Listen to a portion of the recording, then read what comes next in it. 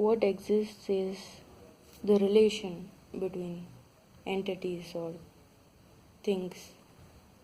There is really no single entity.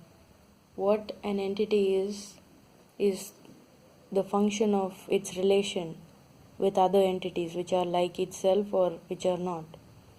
And language, how we use it, is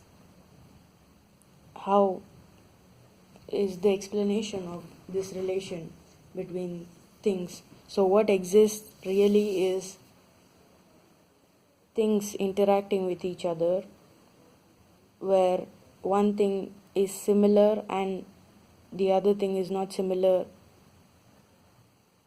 So the word is, in how we use it, like other parts of speech, has a role in language.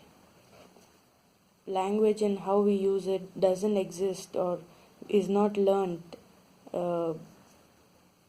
without the role of each part of speech in our experience of the world.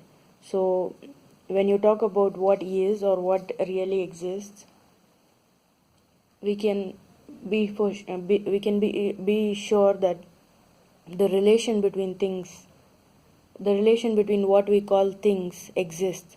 So the things don't exist, the relation exists.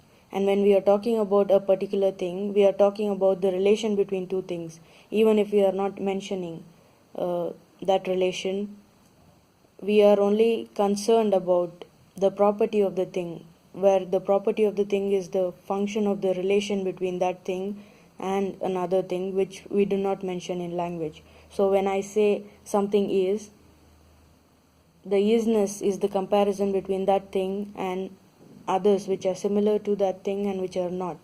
So when it comes to something like consciousness, when you ask me what consciousness is, I cannot there is no way to know what consciousness is, because there is nothing like consciousness. So you cannot compare the role of is in this sentence. When I say consciousness is X, we cannot know what X is, because we cannot for sure know what consciousness is, because there is nothing like consciousness. We just know that only consciousness exists, and that is the only thing, and consciousness is the only thing we can know that exists. So what is the question, what is consciousness, cannot be answered, but we can make theories of how consciousness works based on how the world around us is, and we can give examples and we can make theories. But to explain what consciousness is, you have to explain what is like consciousness.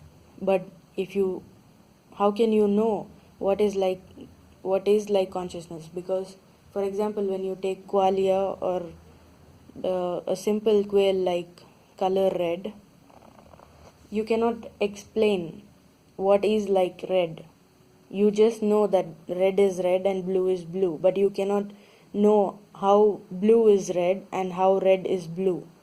So you cannot compare two quails. You just know that red is red and blue is blue, but you cannot compare the redness and the blueness and say how much of red is blue and how much of blue is red. So you can only know quails fundamentally separately. There is nothing linking red and blue. Blue is blue and red is red, and so you cannot compare the two things. Similarly is the case with something like consciousness, because consciousness, if you assume that consciousness is a single quail, then you cannot explain what consciousness is, because you cannot compare consciousness to something which is like consciousness, because you cannot know something which is like consciousness.